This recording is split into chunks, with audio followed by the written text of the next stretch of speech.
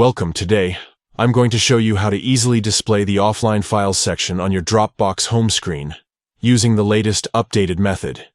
If you often find yourself needing access to your important files when you're offline, having this section visible can make life much simpler. So, let's dive right into the steps. First, open the Dropbox app on your device and head straight to the Home tab. This is where you'll get a snapshot of your recent files, notifications, and now, with a little customization, your offline files too. Once you're on the Home tab, scroll down all the way to the bottom of the page. You'll see an option labeled Customize. Tap on that.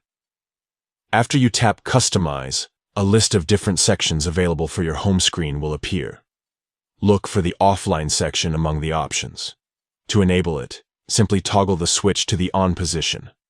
This activates the offline files section, making it visible directly on your home screen. Once you've toggled the offline section on, don't forget to tap Save to apply your changes.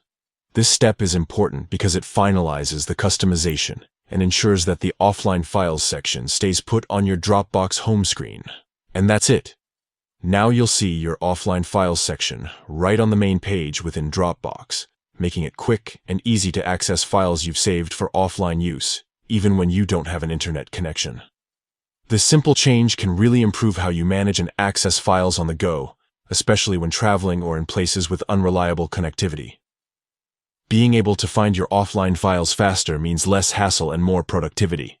Thanks for watching.